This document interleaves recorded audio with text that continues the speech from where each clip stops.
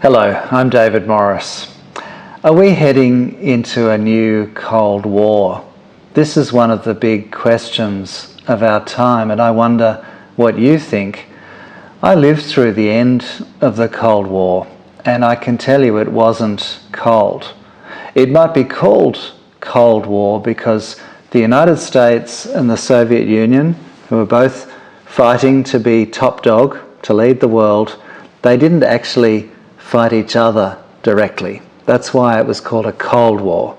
But as we all know, all through the time of the Cold War, from the 1940s until the 1980s, those two countries were battling it out in other countries. So there were conflicts like the terrible Vietnam War, and of course there were revolutions that were put down. There were all kinds of suffering by people around the world because of this competition, as if it was a game between the United States and the Soviet Union. But it was no game. It was a real fight that affected real people.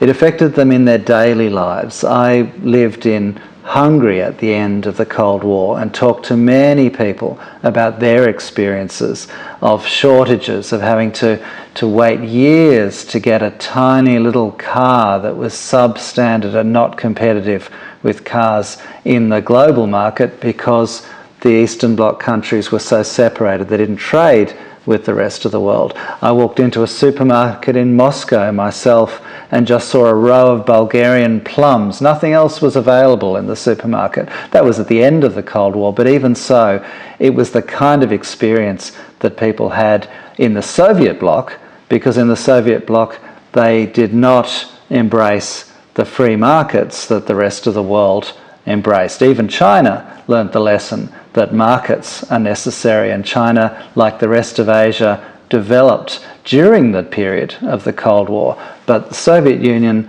and its satellite countries, the countries that it controlled, collapsed because of economic failure, because of their approach that was against markets. So the Cold War ended, but what did it actually mean, and are we really heading into another one? Well, it meant a battle for hearts and minds over people's lives and people's everyday life because of the economies, different models, competing ideas, and a real life competition.